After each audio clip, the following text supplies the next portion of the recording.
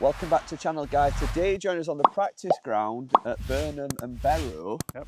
And we're going to be talking through a little bit of a practice session. So we're going to be observing Dan's practice session, who's a low to mid handicap golfer. And we're going to be correcting him. I'm going to sort of want you to take us through your practice routine. And we're going to be talking about the 7 things not to do if you're practicing this winter. Because I think we're getting into that time of year. I don't know what you guys think, but I start to hit the range a lot. Yeah, definitely. I'm not somebody that likes to play a lot of winter golf. I mean, I've barely been on driving range through summer, to be fair. We've only had a couple of sessions, haven't we? Really neglected the practice through the summer, but during winter, I think it's the time now where I spend most of my time on the range. I don't play much on the course.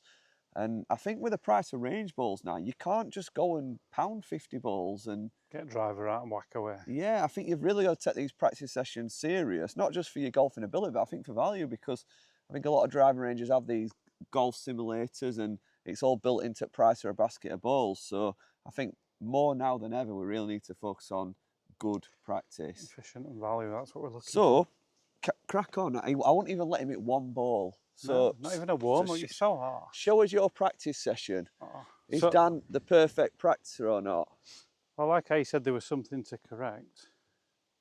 So he's going to go straight into it in a ball, are you? You're not going to have a warm-up? Well, you wouldn't even allow me to have a warm up. No, I haven't said anything. I want you to have a warm-up. How would you warm up? Me? Yeah. 2 swings and away we go. I don't think there's anything wrong with picking 2 clubs up. Oh, see, I hate seeing that. Why? I don't know. Does it even You're do anything? scared of clattering your clubs, aren't you? I'm not bothered about that. I just think you look like a weirdo. Of course it does. I mean, you're practicing the full motion of a golf swing, aren't you? In slow repetitions with 2 clubs, and sort of maybe hold at the top. Try and get that stretch. Get your hands up as high as you can. Slow and hold at your finish, and just practice the rotation. I think that extra weight of your club, it's stretching all your body parts. I'm not even sure I'm strong enough for that. I think that is the bare minimum I'd expect. If we could do maybe 5 to 10 of these swings, start to feel a little bit of stretching, and I mean already I'm feeling a little bit looser, holding it, turning and stretching. And I think if we did sort of 10 of them swings, then we can start to just a few sort of stretches after we've warmed up. Right. So come on, get your 2 clubs.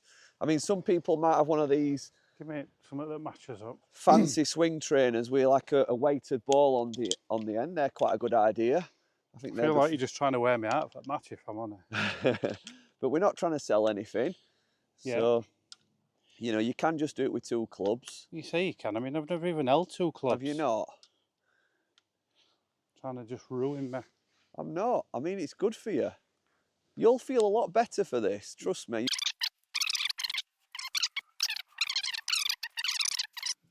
Excellent. Right, so we're ready to go. So I think you had the right idea. You got some wedges, didn't you? Yeah. You got a wedge in your hand. What are you doing? Are you thinking about anything? Just picking a target. Just Yeah. sort of 50, 70 yard little pitches. Yeah. I think that's the key. Dan's just hit one on the head. Is don't hit any balls. Number 2, don't hit any balls without a distance in mind. You know, if you're going to practice something. So, you know, pick a target or a...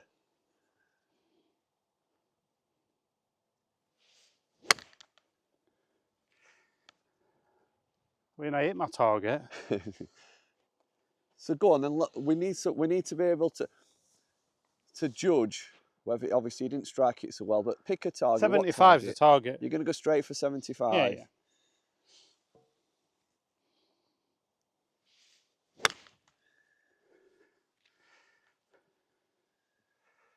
Excellent, well done.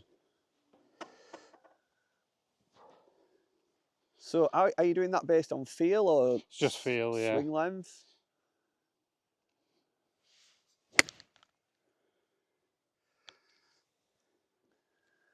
So I think what I would say is don't sort of react to every single shot. So if your first one goes long, don't then try and just slow your swing down, because you're never going to get that second chance on a golf course. I'd like to see, if you're doing distance control, is you're picking a different target every time. Every single shot? Every single shot, yeah. So you're not reacting to each sort of swing. Okay.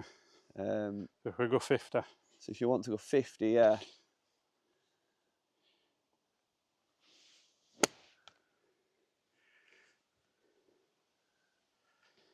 Hold on.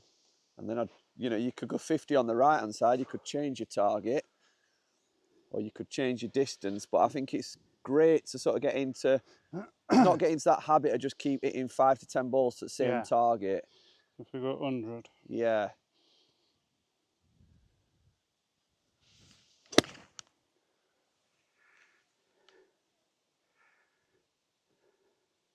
Not bad. Good. Not bad. Excellent.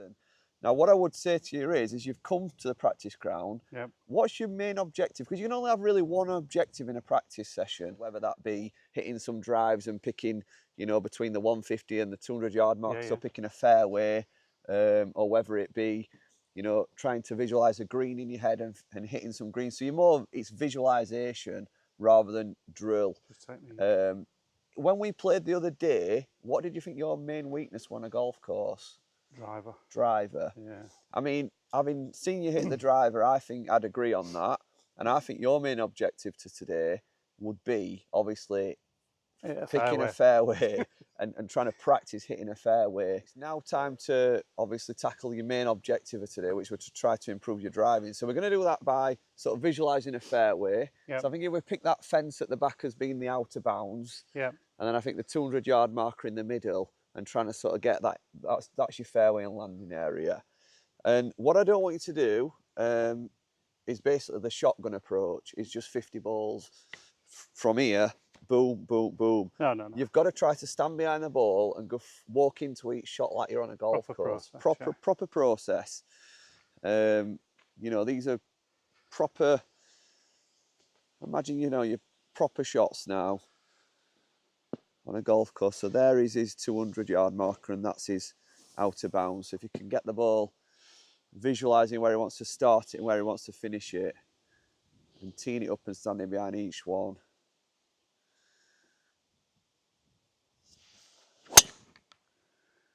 Fantastic. Where were that yesterday when we played Dan and Leicester? Yeah, I'm just going to leave it at that. They'll be watching that thinking, we didn't see that. No. And I think what you're going to ask yourself is, did we go through this approach yesterday before we played with them? Did we spend time warming up, stretching, doing his drills? Well, we didn't hit any drivers or anything like that. Guilty of it. I mean, I'm guilty of it as well. It's not just Dan, and I'm sure you guys are, is not practicing properly. So standing into each one, really visualising you're on a golf course and fairway, because otherwise you just become a range rat.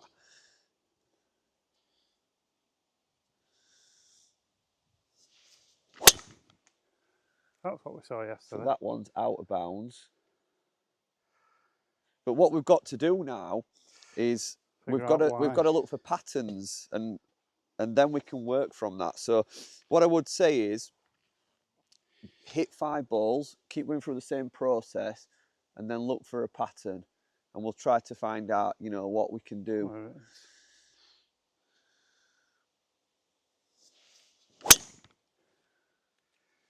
So again, great strike, but now we've seen a pattern of 2 shots going right, and that's pretty much what happened yesterday, weren't it? So what I would say now is get your camera out.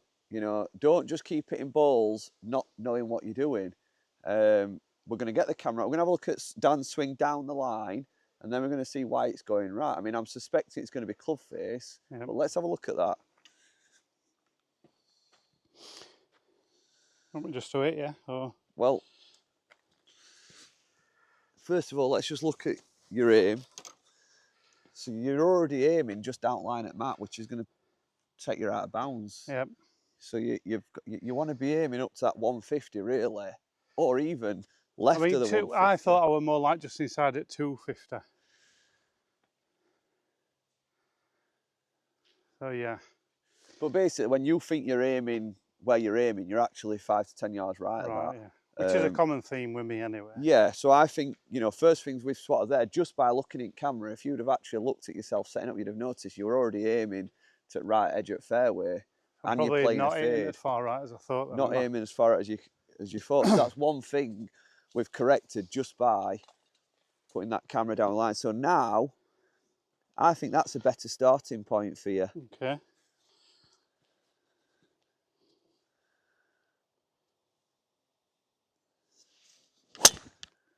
tremendous. Look at that. That's carrying straight over at 250. Because Dan naturally fades the ball, so you actually, if middle of your fairway is a 250, Yeah. you want to be between the outer bounds and the 250, Yeah, which yeah. that club on the floor is perfect for.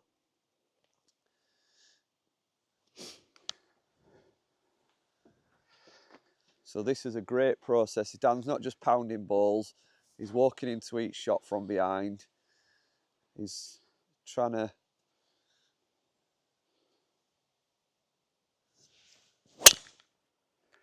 So even that miss it now started left at 250 and it's finished in between the 250 and the 200. So he's still in play. In middle, yeah. Just set up to this next one, and you might see this guys from behind. Dan obviously won't be able to see this, but just set up this next one and freeze. I think your club face is aiming perfectly. I think your feet are actually closed. Oh, So if your feet were to match that club on the floor, there'd be something like that. That's a perfectly square feet and square toes now. right. So to you, you're going to feel like you're aiming really left, but you're not. So you think like that? Yeah, that's square.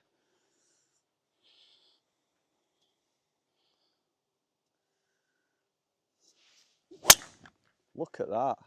Jesus. That's monstered.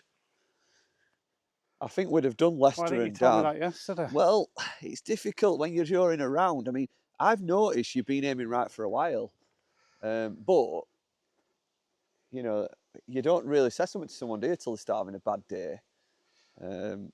But for you, just going through this process, you've come with a goal today, and even after like 5 to 6 balls now, I think you can go home really happy. Yeah. It's been a successful range session, great warm up, great stretch. If you're playing golf now, which we are this afternoon, I think you're ready to burn it up. I'm actually getting a bit worried. But yeah, I think that's a fantastic blueprint for a range session for anybody that wants to practice this season. Has to be some kind of focus to it, don't they, and an end goal. I think we've ticked quite a few boxes there. And I think from now you've achieved your objective, it's just a matter of just warming down correctly. So again, I'd go back to your first maybe drills of picking distances, only one shot per distance, and picking different targets. And you're going to go home thinking, what value that's been, £3 for 30 balls, happy days. So guys, I think that were a fantastic blueprint for a driving range lesson. If you guys are going to be practicing this winter, I think it's safe to say even us sort of low handicap golfers don't always get it right. So yeah, if you've enjoyed that video, hit the subscribe button and we'll see you in a few days' time. Bye.